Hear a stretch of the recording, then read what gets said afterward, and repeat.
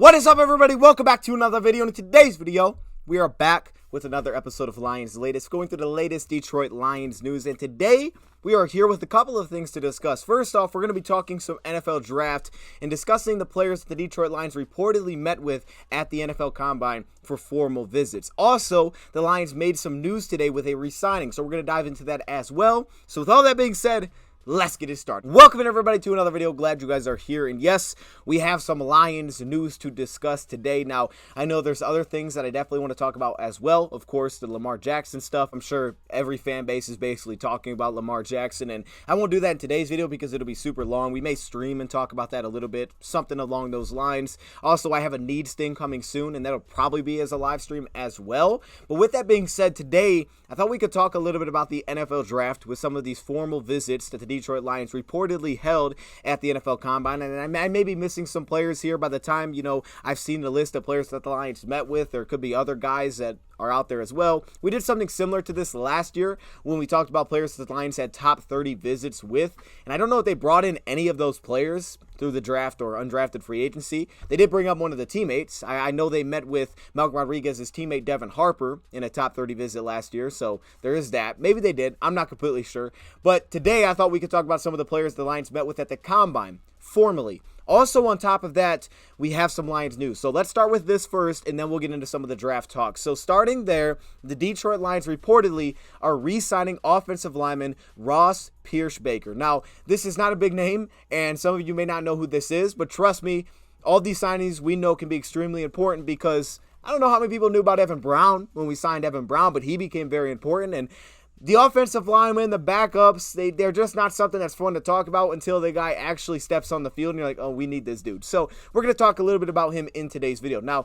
the issue here is he hasn't had a ton of NFL experience, specifically regular season experience. He didn't play with the Lions offensively this past year, though he was with us, hence why it's a re-signing. This is a 27, almost 28-year-old offensive lineman, and I'll just start with this. I think this could definitely have something to do with the Evan Brown situation. I anticipate a guy like Tommy Kramer will probably be back to compete at guard and center, even though he was injured this past season. We'll see on that one. But of course, when you look at the Evan Brown situation, because we saw a year prior where he was able to hold his own at the center position, and then we got him back, which I was just shocked by. I'm like, I don't know how we got this guy back on another one-year deal for that cheap of a deal.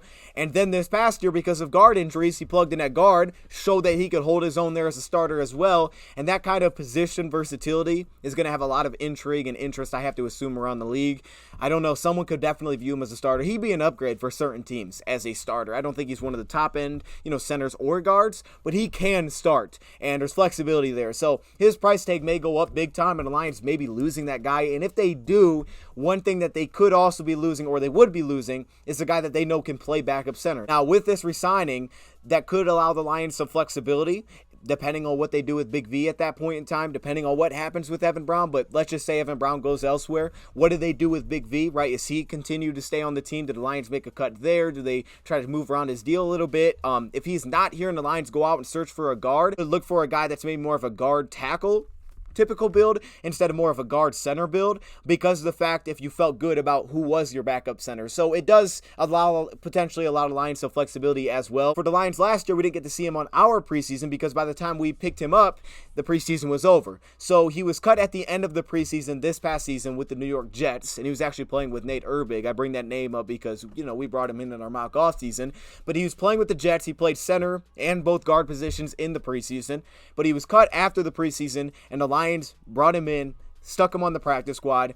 Parts of the year he was elevated to play on special teams, but that's the only time he really played for the Lions. He's a former 5th-round pick back in 2019 out of Alabama, who originally the thought was he was going to go to Iowa. He's a 4-star recruit coming out of high school, but he decided, no, you know what, I'm going to go to Alabama. And he did set a record, I don't know if it still holds, for career starts by the time that he left. Over 50 career starts at Bama, 40 games at left guard, played 2 games at right guard. His final season, his redshirt senior season, he moved to the center position, had a really good season, which led to him being drafted in the 5th round, and he also took 13 snaps at tackle. All right, so he's not a tackle. You can see that by his build. He's clearly not a tackle, but he's done it. So technically, he's played like every position along the offensive line, at least at the college level. This is definitely not your most athletic offensive lineman. I mean, that would be kind of hard to find anyway. That's just available. There would be usually interest there, even if he's raw, of an athletic offensive lineman.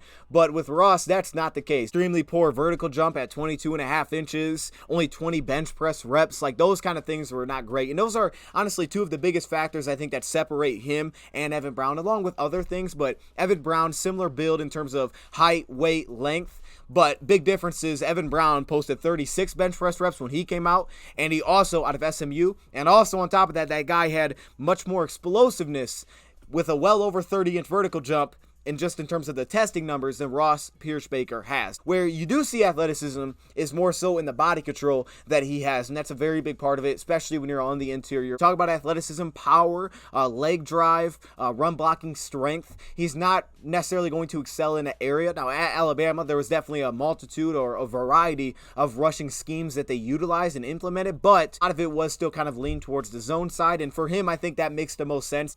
This is not the most flexible athlete, and he does lack that just leg drive and functional strength to reset and still get movement without getting kind of pushed behind the line of scrimmage. With that being said, though, where he really thrives is early in the rep, winning early by angles, consistency, putting himself in a really good spot early with his hand placement. He doesn't have a ton of functional strength or power or leg drive or ability to move guys. If anything, it was more often that he was actually playing behind the line of scrimmage on the interior in the preseason because of the lack of that in the run game. So where he excelled the most to me was as a zone blocker, plus ability to get off the line of scrimmage within that first step. But probably the biggest thing is how well he moves under control, kind of sifts his way up to the second level, and it shows up on screens as well because he plays within himself, that he's able to get out there as a pass protector. This is where you find some things that you really like here to me. First off, his hand placement is pretty consistent. He's pretty technically sound with his hands. A lot of that I think comes from experience. The initial strike that you see is very consistent at getting his hands inside, controlling a rep through that. You get a little bit of waist bending, but not anything super serious. It actually more so probably shows up at the second level as a run blocker than it does in pass protection. He does lean a little bit, get over his toes at tab, which can lead to some push-pull, but for the most part, he plays again within himself. Off the line of scrimmage, guys with a little bit more length than him on the interiors, where you can get some issues of his ability to reset his hands, regain connection, and control a pass rusher. At that point, he really struggles to kind of get his hands back on the defender, and that's where you could see some issues in pass protection, guys getting an edge on him. His strength in terms of necessarily foot quickness, laterally, the movement skills, the reactive athleticism, like that's not his strength. It's below average. Consistency within his base, the width that he keeps in pass protection. I would say the biggest question in pass pro for me is his anchor is not terrible, but it's just resetting against guys that can kind of outreach him a little bit, get on him very quickly. That point, that's where you can get some issues with it for him as a pass protection guy. Definitely not a tackle. His length isn't that. His movement skills aren't as a tackle. I could see him playing guard. I think there's matchups especially that you would like him maybe even a little bit more as a guard, so I definitely see flexibility there. Based on his build and his athleticism traits, I can understand why you would like him more at center.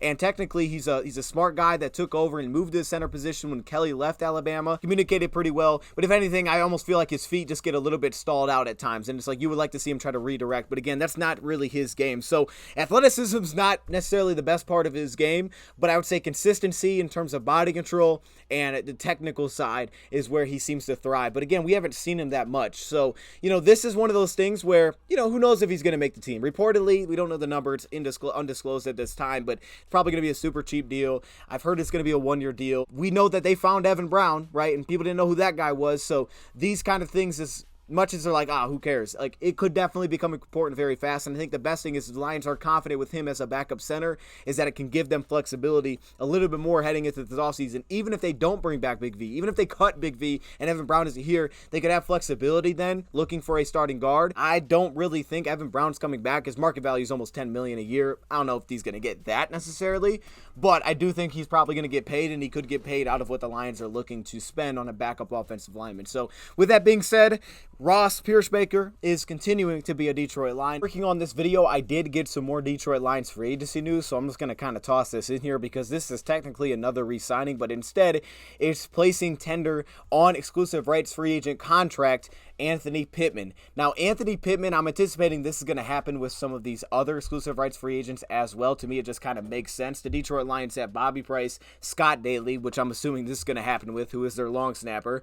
You have Brock Wright. I think it's going to happen with him as well. Benito Jones and Tommy Kramer, another guy that I think this will happen with as well. We'll see, though, because, we did just re-sign Ross Pierschbacher, so maybe they feel like they have a little bit of flexibility not to do that, but there's really not a great reason to not place the tender on really anybody you want to see have another opportunity, and that is because these deals are not guaranteed. They're at the minimum deal, and they can't negotiate with others. You just bring them back. So basically, there's no like, oh man, it didn't work out, we have to cut him. There's no issue with that. The only issue with this is the number count. 90 players that you have during the offseason. So that's the only issue, but aside from that, there's really no issue with it because for a lot of these guys, their contract won't even count towards the top 51 rosters during the offseason, so this isn't really much of a problem.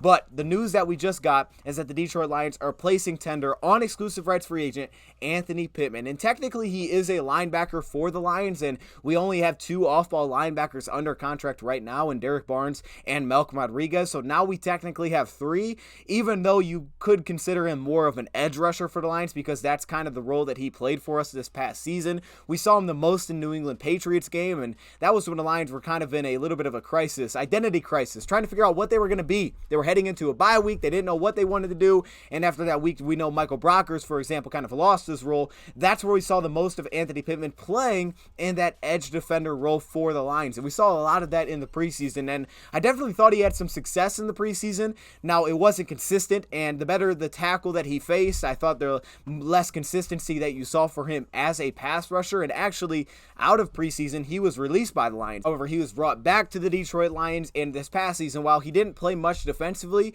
he was one of actually our most productive special teams player, as he actually finished with the most tackles on special teams, just ahead of Chris Board, and it looks like Chris Board could potentially not be brought back by the Lions. They may go try to find kind of that replacement in free agents, or in the draft, or maybe free agency, but more so in the draft, I would think, at the off-ball linebacker position.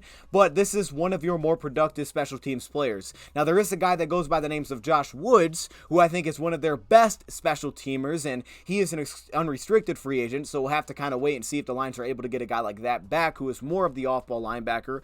Speaking on Anthony Pittman for a second, he had the second most special team snaps. He led us with tackles, and he was tied for 7th in the National Football League with 14 special teams tackles. He hasn't been a super productive defensive player for the Lions, and with this weird build at 6'3", 242 pounds, his spot on the edge seemed to make the most sense as kind of a hybrid player, and I think it actually works the best as a run defender for him. Because of his length, he was able to really set the edge for the Lions, kind of play that sandbacker role when there was 4 down linemen. He was able to kind of walk down towards the edge for the Lions and hold his own as a defender against tight ends, but I thought that was kind of the best spot for him. The issue here is the upside as a pass rusher and consistency as a pass rusher just isn't there right now. Now, maybe they feel like they can improve this and maybe add a little bit more of a pass rushing element to him throughout an offseason, and that's why you re-sign or you place a tender on exclusive rights free agent, because there's really no risk to it whatsoever. So I would have made this move too, and at very least, if he does make the team, great. You have a guy that was very impactful on special teams, because it seems like you're going to lose some of those guys. He played kick coverage and kick return,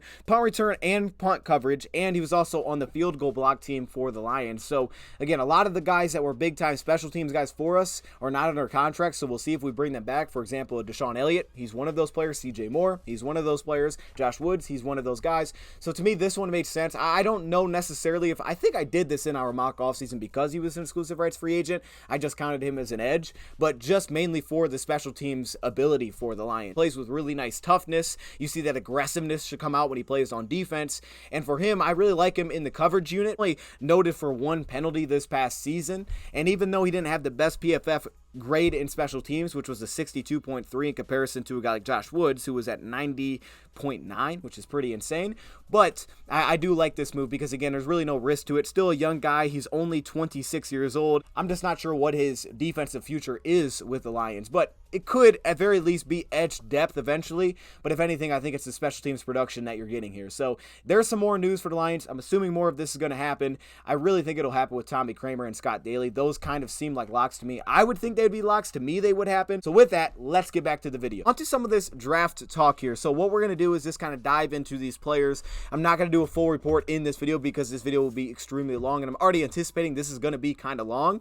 However, I'm going to just talk a little bit about each of these players a little bit. Some of my thoughts, some early thoughts. I have watched everybody that we're going to discuss today that I've read have reportedly met with the Lions in a formal visit at the NFL Combine, and we got a little insight on how maybe this kind of goes down, at least from one player. One of the players on this list, who is a tight end that we're going to talk about, said it went down like this. I walked in there and immediately hit the tape. I started learning a new play call, and after I learned a new play call for about 5 minutes, they jumped into some of my tape. And then at the very end of the meeting, we came back to the play call that I had to remember from the beginning, all the splits of the receivers, tight ends, what routes they were running, very small details. It was interesting. Now, Dan Campbell, what he said earlier at the Combine was this: you watch the guys that you present them this mini install before they get to the tape and taking notes, asking questions. And then, man, when you go, they throw down the sheet because to them it's a competition. I'm about to show you how good I can do this. I'm about to show you what I can retain. I'm going to show you that I understand what you are wanting me to do. And those guys are rare. If you find those guys and they've got some ability, which most of the guys here do,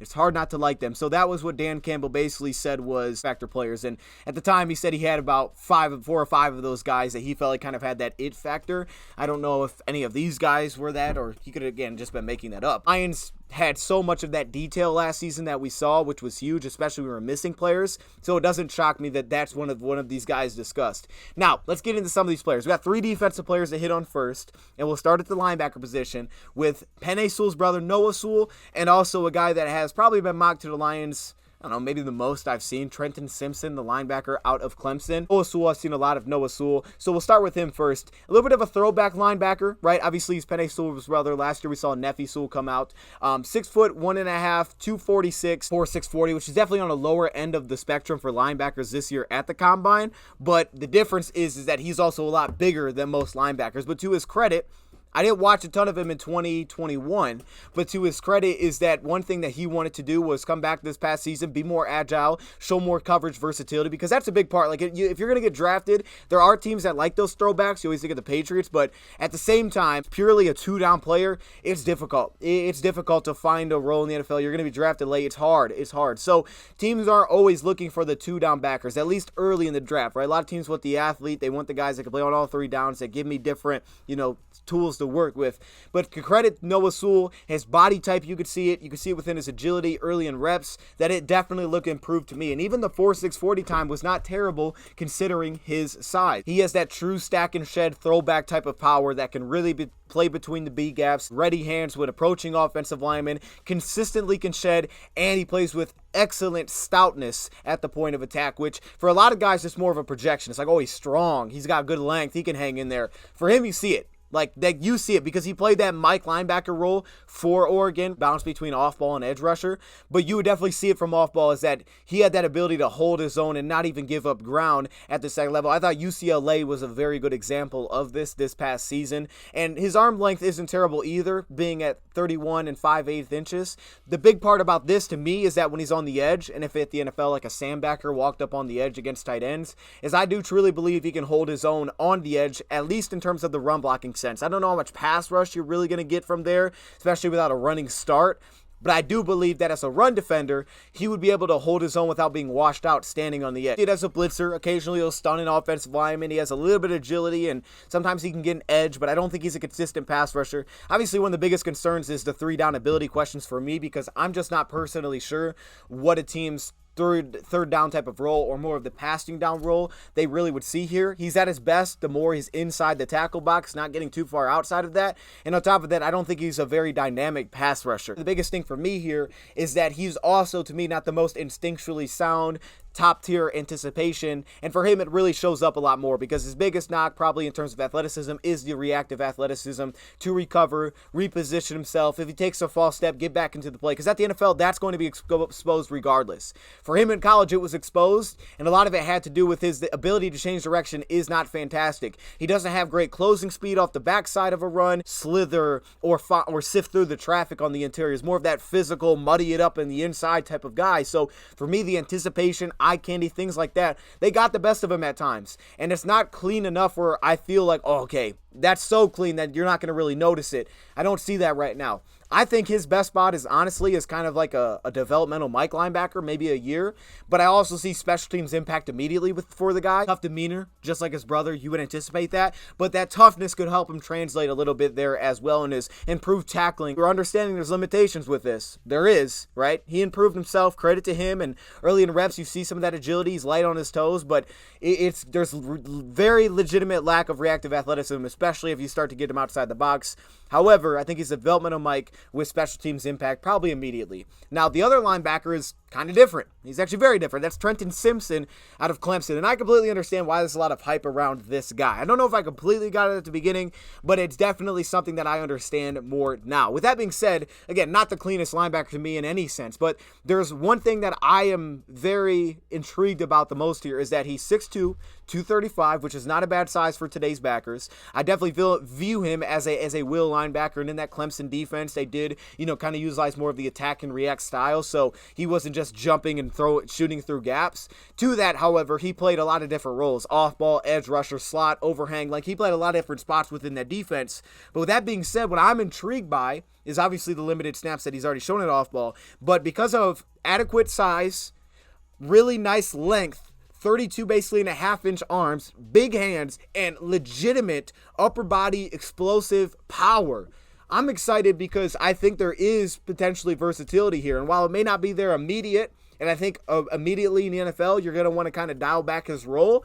Football Intelligence as a run defender, it's just as an off ball where there's going to be some transition. In coverage, it's not completely there, but a lot of people are going to like him just because of the upside that he brings. I don't see him as a dynamic blitzer. There's occasionally he'll get the edge because he's pretty fast. He ran a 4.43, and you'll see like against South Carolina, he had some success. It sound like a broken record, but I think this does speak to the football character, especially on the defensive side of the line to look for, because this is one of those another guys that just attacks without hesitation. I mean, there is no fear when he's blitzing whatsoever. And one thing I do love about him as a blitzer is that he did a lot of the spy roll, so he has that closing ability, but also the fact that he would get in passing lanes and deflect a lot of passes, disrupt a lot of passing lanes for quarterbacks.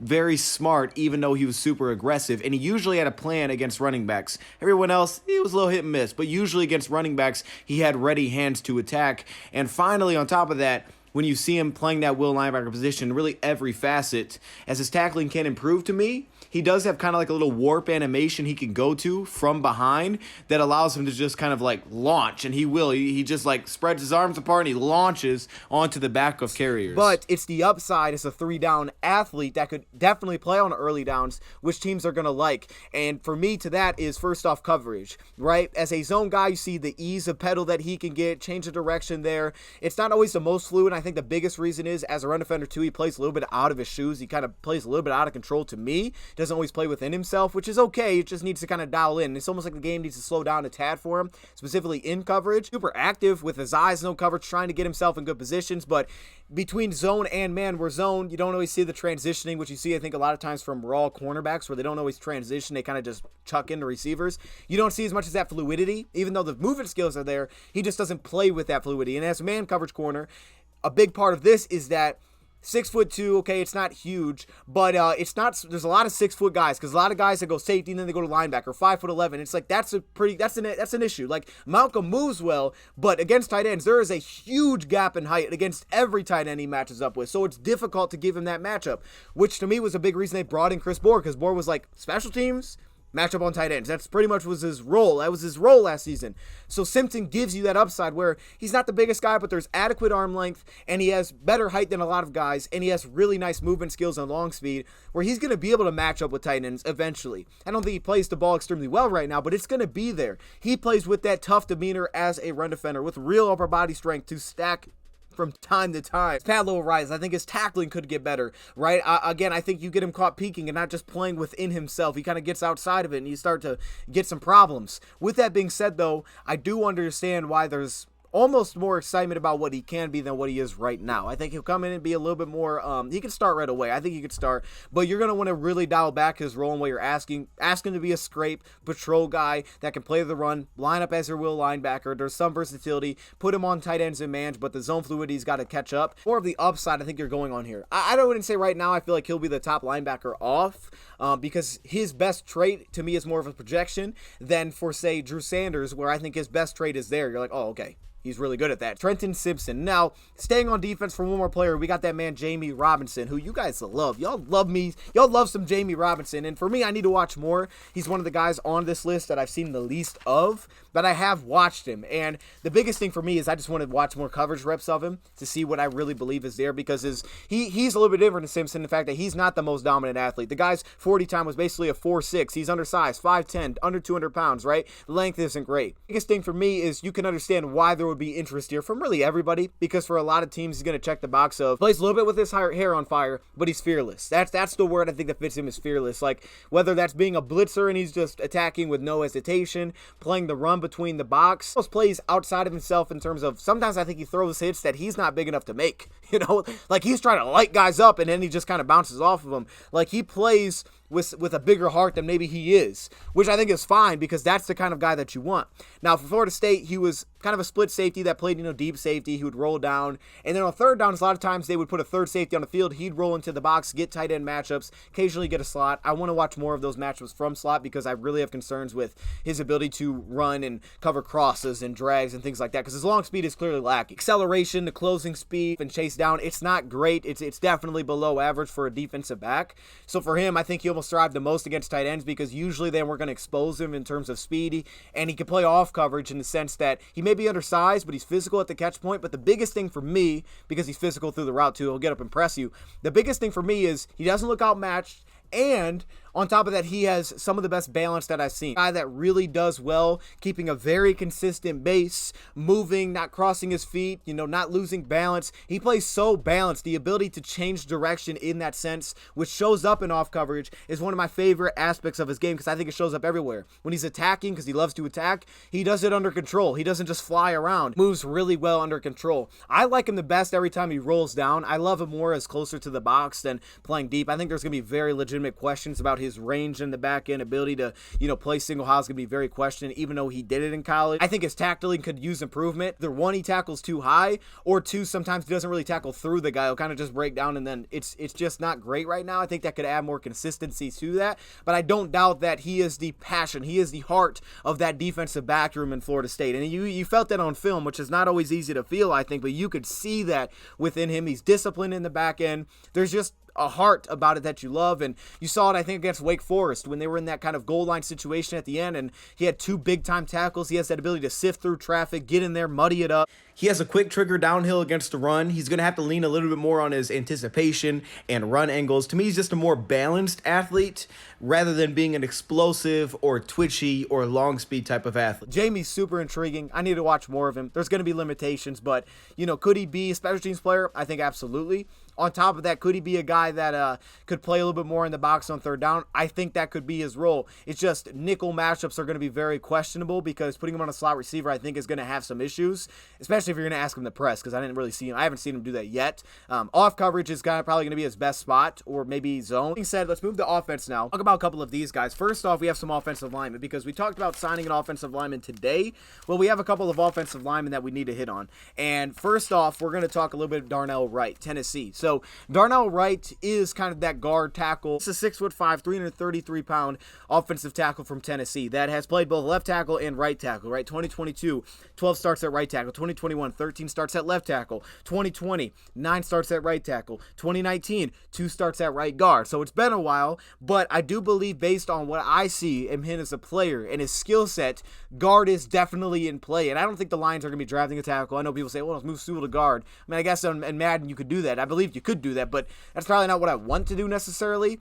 And I don't think his foot quickness is going to be ideal in the NFL. Now, to his credit, he had a really nice game against Will Anderson, and you saw some of that first step quickness quickness that he utilized. Now, there were also times that he was beat, and you kind of want to send help his way. And I think in the NFL, yeah, you could put him at tackle. The versatility's there, and he's going to be more of your right tackle, even though it's kind of hard to say that in today's NFL. But you're going to have to send help against speed rushers in the NFL, no question. However, for guard, I'm super intrigued. I'm very intrigued because there's a lot of things that I like. Easy strength, functional strength, it's there because obviously his build, but there's clear leg drive. You see it on the pop initially in pass pro. When he gets his hands on you, it's just like boom, he stuns that pass rusher. With his experience in a very unexperienced tackle group, with his experience, you see it in his hands show up. Specifically, you'll see him, and he does it with his feet as well. As heavy as he may look and a little bit of lack of quickness below average in foot quickness, you do see a guy that's pretty fundamentally sound. Like, he'll give different looks to pass rushers to kind of get up on him, then back up. If you kind of lean over a little bit, he really can feel your leverage, play through that, chop down finishing moves while staying under control. There's clear quickness and ability to get off the line when it's asked of him, which I think could show up at guard. Still, I would like him a little bit more with his hands on his hips than on the ground, because I think there's times where he gets his hands up late. Right? I think that can show up as an issue. With that kind of power that he has, what this would do for the Lions is, let's say they move Big V, if they wanted to go get a guard that kind of continues that, because he's I mean, you'd have a 6'5" guard, which is not normal. Usually that's too big for a guard. But what it would do for the Lions is it would continue the kind of mauling right guard aspect. I mean, that's what this would be. Biggest issue I have is that he definitely leans. He gets over his toes. He gets beat on push-pull pass rush moves too often, I think, on the edge, where he kind of gets over his toes and he just doesn't play with enough patience. And I think that's something that's going to be huge, is he needs to play with more patience, especially on the interior. But to that, I think his physical dominance could help him a ton transitioning inside. Darnell Wright, and then you also have Jordan McFadden. So this is a very different one. This is a tackle out of Clemson, but you're going to hear something weird here. So this guy's 6'2", 303, but the guy has 34-inch arms. That's weird. It's weird. 34-inch arms for a guy that's 6'2", 303 pounds is weird. But it was so huge for him playing tackle at Clemson, right? This past season, he was the team captain. He moved to left tackle. 2020, he played at right tackle. I was honestly surprised with some of the things that he could do. Like, as a run blocker, zone blocking. I was very impressed with his ability to get off the line with his first step, cut off backside 3-tech. How was he doing that? And then when you line him up against a speed rusher, which I wish I would have seen more of, he'll be someone I want to watch more. I probably went through, like, 3, I think I got 4 of his games here. But when you did see him match up against a speed rusher, the ability to just explode off the line of scrimmage while also keeping his butt down, keeping that knee bend, was like, whoa, he can do that too? Like, I didn't really anticipate to see that. Natural height helps him a little bit with that bend, because I don't think it's fantastic, but him being 6'2" does help him a ton playing the tackle position. One of my knocks here is his ability to play into the second level, right? The movement skills that he has at the second level. He kind of just slips off, falls off guys at the second level, but he has plus quickness off the line, which I guess essentially could put you at guard, but it really showed up at tackle because it gave him that versatility, I think, to match up with different guys. I like how he does at lunge. He, to me, when I look at his key traits, his best trait to me is the control, the body control, that he doesn't lunge, doesn't get over his toes. And Knox here is more so with the strength side of his game, active athleticism within his game. Go now to the receiver position. I'm going to fly through these because I feel like I've been taking too long. Staying on the offensive side of the ball now we go to the receiver position, and there was 3 players that were listed here. The biggest name of these 3, of course, is Quentin Johnston out of TCU. Now, it seems like he's probably going to be around a first-round pick. I'm not sure if he will be, but I wouldn't be shocked if he was. And that's mainly because of the fact that he's 6'3", 208 pounds. His arm length, he's well over 33-inch arms. And on top of that, he has the twitch, stop and start, acceleration, and enough long striding speed to open it up on some of those deeper routes, some of the longer developing deep post routes, things of that nature, that he can just kind of open up. At TCU, they did a lot of kind of the drag, and he would break that into kind of a crossing route, and you had that as one of the backside reads for Max Duggan. So those kind of routes are there, but what makes him so fascinating is his ability to kind of move like a much smaller receiver, and it shows down his ability to break back to the football without having to beat the drums too much. And because of that acceleration that he can get on top of routes pretty quickly. For him, my biggest concern in the games that I've went through, going through how many games? 5 of his games. My biggest concerns was really his hands. I mean, he was listed with 8 drops according to PFF. He had a 34.8% contested catch rate according to PFF, and I think some of his knocks show up in that sense because of the fact that he's not an extremely physical receiver. Like, he doesn't assert himself at the line of scrimmage. You see it. I think he could improve some of his release awareness here, but you see it out the line where he doesn't always kind of assert himself. His hands aren't always ready, and he can get kind of jammed up at the line. Also through the route and at the catch point. There were times where he was kind of just pushed out of bounds. But with that being said, that's my biggest concern is the poise really in traffic to make grabs, come down with the football consistently. It's easy drops sometimes where he just catches and then drops it. Screens, drags, crossers. There's also some that are a little bit more difficult. I understand that, but that's where teams, and I think that's where people are really going to like him, is the athleticism side there for a guy at his size to move like he does, to stop and start, and it's really the hesitation. Like, he has a little bit of a deeper release package and off the line, and you see that, but it's the hesitation, the ability to change speed, which can be a problem, and it shows up at the top of route, specifically in press coverage or even off coverage, where he's able to change speeds very quickly, and you'll see cornerbacks just fall. I mean, you'll see them just fall at the break of a route. I think he's really good against off coverage, and he has very high upside there because right now you still see a guy that can give away where he's going. He can get guys to really tough positions where he can open you up, and as soon as you open, he can break back to the football with ease. So to me, this is a guy that has extraordinary upside, and it all kind of ties together once the ball is in his hands because of the ability to make plays after the catch. That's where you get kind of intrigued by him. For the Lions, I would assume this isn't really an option unless DJ Chark doesn't come back. If he doesn't, could you look at him as your potential number 2 receiver? Yes, he'll probably be one of the first receivers off the board, but I got to be honest, the hands definitely concern me. Now, Antoine Green definitely is not the big name at North Carolina. That's probably Downs. However, I'm going to hit you guys with some numbers here just to kind of make you think a little bit. This past season, he had 18.6 yards per reception. In 2021, 19.7 yards per reception. That alone is why this guy is fascinating, especially for a team like us where DJ Chark was one of the most explosive receivers in terms of yards per reception. I don't remember the exact number on top of my head, but I remember he was near the top of the league in terms of yards per reception. The deep play action routes, the deep digs, the post, those kind of things, comeback routes, like that's where DJ Chark was really good for us, and Antoine Green, he's been able to do that consistently every time he gets us the football. It's usually a big play. Now, definitely a little bit smaller, 6'1.5", about 200 pounds. He ran a 4.47 40, which is pretty good, but I think what makes him difficult is he's pretty deceptive with his speed. When you watch Antoine Green, you just take a look at a game like Notre Dame, and he was just consistently behind the defense. He had like 2 monster plays within that game. My biggest concerns as of this point, I haven't went through a ton of his games, were number 1, probably the release, the press release. That'd be something I have to see more of.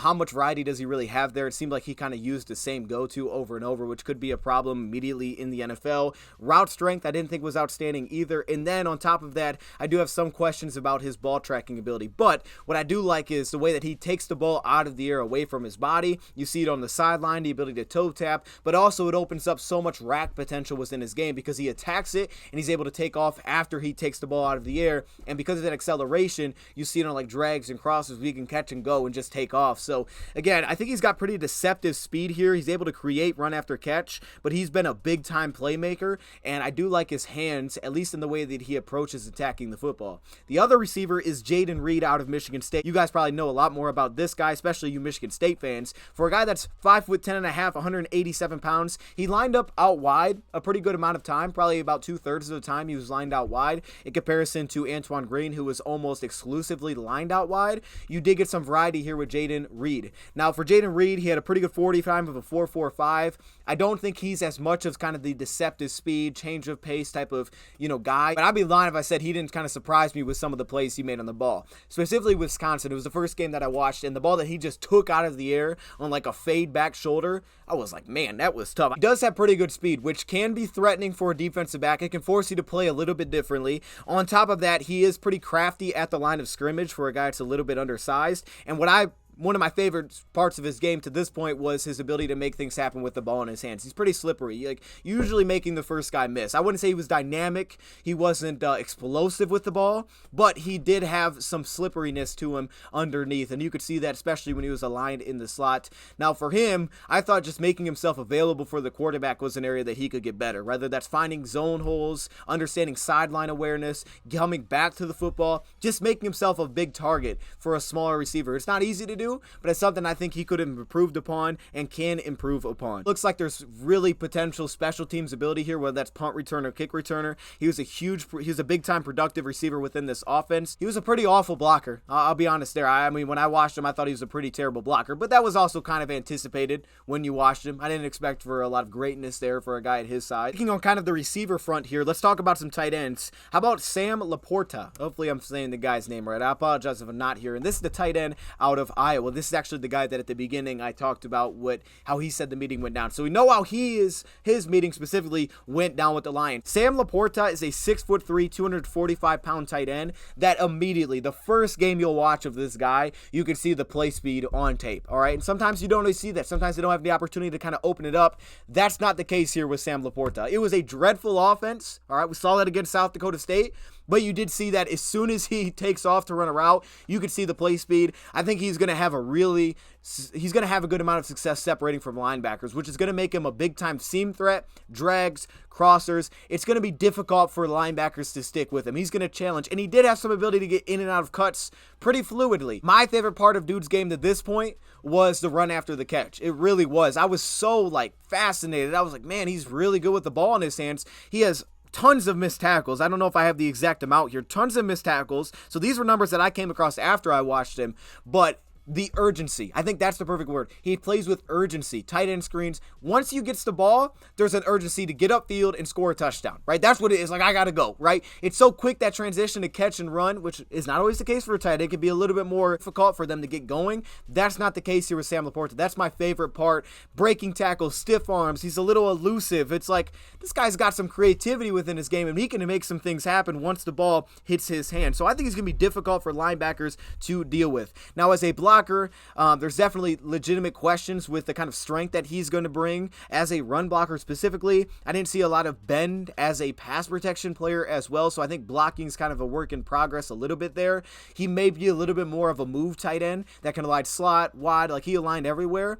My bigger concern right now would, again, probably go back to the hands side of things. Not to say that I thought they were awful when I watched him, but there were a lot of catches that even when he caught it, because we're not just talking drops here, even when he caught it, it didn't always look super smooth, right? That's not how it always looked. A lot of his catches, I thought bobbling, cradling. Oh, he just missed that one. His hands would be the biggest question for me as of this point. Obviously, his combine numbers of 4.59 40 and a 35-inch vertical is extremely impressive. For Sam Laporta, probably my favorite testing number was the 6.91 3-cone drill. That can really speak to agility, and I would say that's probably the thing you're going to be most excited about this player. And again, I need to watch more, but I would say that's probably what we're going to get most excited about with this guy. He is coming off a torn meniscus that had him missing some game. The next guy that we're talking about is a little bit probably more on the projection side, at least in terms of the athleticism, because this is a guy that had a much more production the year before, missed some time this past year. He had a foot injury that he was dealing with, and I actually think he was the guy that got injured when they played Iowa in that horrible offensive game. A little bit of a different fit. I think he's probably a guy that maybe a little bit more in line, probably more of a 12 personnel heavy type of offense, and we know the Lions utilize that. I would say his skill set in terms of what they asked him to do at South Dakota State, I would like to see it be opened up a little bit more from the games that I've watched. But with that being said, the underneath routes, nothing really special there, flats. Credit to him, what I did like is that they gave him the ball in a lot of different ways. They would run jet sweeps to the guy. They would throw screens to this guy, and even though when you watch him, he looks a lot more sluggish than numbers suggest, he does show flashes of his ability to kind of open it up and take off, and he ran a 4.69 40, which is pretty darn good, even though he doesn't even look that fast consistently. 6'5", 254 pounds. I thought he was much stiffer in terms of his blocking, which I thought showed up a little bit as an issue, where sometimes he would just completely miss guys. Angles could help him a little bit more here because he is a little stiff in the lower body, but if he set himself up a little bit better immediately, and keep in mind here, right, when we're talking about these guys, what Dan Campbell basically said was the reason behind hiring a guy like Steve Hyden, who is now their tight ends coach, with that offensive line background. He wants to get tougher. He wants to be technically sound and help out these tight ends and their ability to block. So with that being said, a guy like this, Tucker Kraft, could definitely use some work in that area. Definitely, I think, shows some of that nastiness as a blocker. His footwork to redirect, the angles that he takes off the line, I think are very questionable. I think he's got plus length, which does show up. Now, in the limited film that I have watched, I have seen a guy, however, that one of my favorite parts of his game is his hands. Confidence in his hands, recognition to quickly tuck it and get upfield. With that being said, though, the route tree was extremely limited with South Dakota State. It was pretty difficult to find film. I went through a few of his games, so I'm going to have to keep checking out on him. But, yeah, Tucker Kraft, probably a lower pick than Sam Laporta. That would make sense to me. One guy left, and I'm trying to fly through this if you can't tell. And we're going to talk just a little bit here about Anthony Richardson. I'm not going to go too deep into this because most of my report is on DoseOfDion.com right now. If you go under the 2022 NFL Draft Guide tab, the reason it still says that is because I don't know how to change it. So, hey, look, I'm going to figure it out. All right, I'm going to figure it out. It just still says that. But if you go under that tab, you can see quarterback 2023. I'm slowly kind of mixing these guys, putting these guys' reports in there. But with that said, I do have Anthony Richardson pretty much all in there. 6'4", 244. The guy ran a 4.4 340. I mean, right there we can stop and just be like, all right, you want to look at his vertical jump? Do it. I mean, the numbers that he posted were insane. But then again, when you watch him, you probably wouldn't be shocked that those are the numbers that he posted. I mean, he has multiple just massive touchdown runs. We're not talking like, oh, he made a guy miss. I'm talking like 60, 70, 80-yard touchdown runs where he's gone. He's got that home run threat, home run ability as a rusher. To me, from what I've seen, he's by far the best rushing quarterback in this class because he always makes the first guy miss. He is legitimately elusive. He's got some magician-like plays and ability to just avoid guys. But again, on top of that, the home run speed. He's not as much of your power runner, but he will break tackles. Anthony Richardson, to me, is the best has the best rushing ability of any quarterback that I've seen. With that being said, though, to his credit, I do like is he's not always just looking to run. A lot of it, to me, comes within this theme of the offense. And without going into all of his notes and things like that, because again, that's on DoseOfDion.com, you can find it there.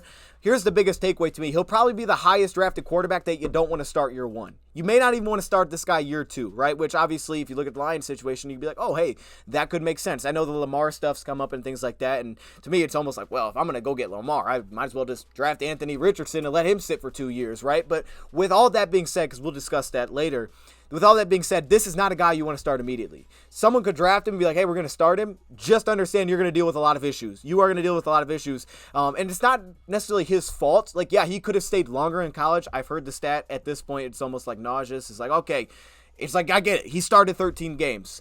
But that also, to me, brings a lot of intrigue. Because if he had started 30 games and he was still as hit and miss as he is, you'd be like, that's concerning.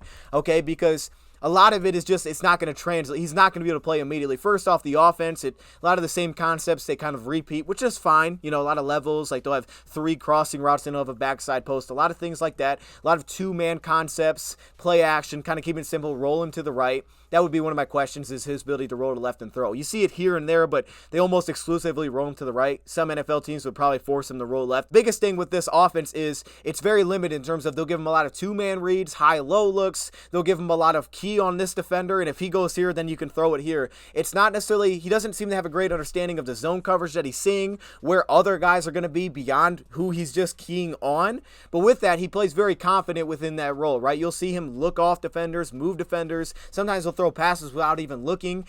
Obviously, when you go to the athletic traits, I said he's probably the best rushing quarterback in this class. Easy arm velocity, second level velocity is very easy to find. He does play with some anticipation, which I like. He's got good agility. He keeps his eyes downfield. Like, these are all things that you're like, oh, okay, I can build on this. But it's just right now, it's a very small progression system, and on top of it, there were times where he would just read 2 things and then take off. It was like, that wasn't because there was pressure, because he sensed it. He just took off because the 2 reads weren't there. I'm gone. And that's just kind of how the offense felt. He just needs more time. He cannot start right now. But again, the Lions, and I'm not saying they're going to be interested in going to draft Anthony Richardson, but my point is, Lions don't need a starter. I know I see the things like, hey, go get Bryce Young. Lions don't need a starting quarterback. They've already put that out there. They're not looking for a starting quarterback. If they're going to draft a quarterback, if it's going to be high, they want a guy that's more developmental. They don't need a guy that's like, well, he's close to his ceiling now. Not to say that, Bryce Young is, but the Lions aren't looking for a starter. They don't need a starter.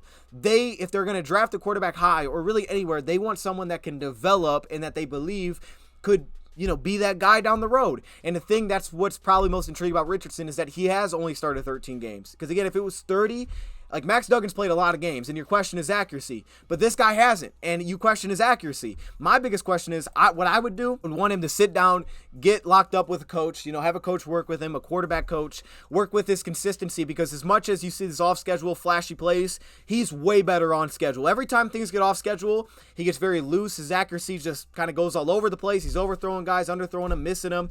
The accuracy gets extremely loose on him, and as big as an arm as he has, there are just some decisions you're like, that he can't do that. Like, if he sees a guy pop open, he may just chuck it downfield very late. Late passes across the middle, throwing a pass that's 60 yards already away from him, which he has a monster arm, don't get it twisted, but that throw against Georgia, I'm like, dude, you can't do that. And that wasn't the only time it happened. He just rolls out and throws it up. It's like, you can't do that in the NFL. Like, it's not a starting quarterback right now. But yes, the idea of down the road, he could have a high ceiling, I completely agree with that. In touch, it's just, some of that, there's definitely inconsistency with his accuracy. There are some beautiful throws he can put on the sideline. He can kind of level those things, but there's an understanding that he needs to improve upon. And I think for accuracy, you need to have him work with someone that can help him set right beyond the first read, the second hitch, because again, that's not a big part of his offense. So what I find is that once things gets beyond kind of the timing of the play, things get all over the place. And that doesn't always look bad. The accuracy just gets all over the place, right? And he'll stay in the pocket, he'll hang in there, he'll deliver, but the accuracy just goes way off the rails. When things are on time, the flow of the play, the accuracy is much better. So to me, it's kind of resetting that. Okay, figuring out how do we get beyond a second progression? How do we find that third guy? So to me, there's a lot of things that I like. Toughness, ability to stay in the, willing to stay in the pocket, keep his eyes downfield. Obviously, what he can do is a magician with the ball in his hands. Easy arm velocity, but he's a project. He's a project with 6'5" or 6'4" size, and that's something that, to be honest, a lot of times you don't see. Like Malik last year was like, oh, he's a project. Yeah, but he wasn't that. He wasn't 240. He wasn't that big. He didn't play SEC competition, right? And I would say probably the biggest concern, because I'm charting his games, the biggest thing is that, to what Ben Johnston said about what they'd be looking for in a backup quarterback, right? He said, I look at third downs, look at 2-minute drills, and see how they do there. We can kind of hide things, play action early, things like that. But in those moments, can they still win you a game? Anthony Richardson right now will not win you a game in that sense unless he takes off and runs, because you saw it at Florida. They didn't ask him to go pick up the big third down. Like, unless they were completely forced to on third and long, it was a screen, it was a designed run. There wasn't a lot of him standing in the pocket, delivering and picking up a 3rd and 10. It was so hard to find anything of that nature, right? It was underneath passes and try to get something after the catch, or have him run the ball. And that's fine, but if you're doing that in college, that's not ready in the NFL, right? Because it's way more difficult in the NFL to be on time like that and get through multiple progressions, understand where the weakness is pre-snap, right? That's just something that's not there right now. So if you got a guy like Richardson, hypothetically, I think you still sign a quarterback, because you're like, hey, we need him for some reason. You don't want to throw him out there because he's not going to win right now. He needs time. He may need 2 years. He may. And that's a risk that someone may be willing to take. At this point, it feels like he's going to be a top 10 pick. All right. I wouldn't want to draft a quarterback at 6. I'm a big fan of Anthony Richardson, though. I don't want to put this off, be like, oh, you hate Richardson. I really like him. I'm being honest about it, though. This guy is not someone to start right now. But that's not what the Lions are looking for, which is perfect. And I'm all about drafting quarterback this year. I got no issue with it. You don't need a starter. That whole idea of like, get Bryce Young, it doesn't make any sense. The Lions don't need that. And I'm going to be honest, I'm going to throw this in here because we'll do this later. I'm going to throw it in here for you all that are watching. Would I rather draft Anthony Richardson at 18 or trade for Lamar? If Richardson was sitting there at 18, I'd rather draft Anthony Richardson. All right, I'm just being honest with that. I'd rather find a way to get Anthony Richardson and let him sit and see what he becomes than go trade for Lamar. I'm not on Lamar sweepstakes at all. So with that being said, those are the players that Lions have had formal visits with reportedly. That is some of your latest Lions news in terms of signings. I'm going to leave it here. Let me know your thoughts in the comments below. We'll be back with some other stuff as well. Thank you, Pride, for watching, and I'm out.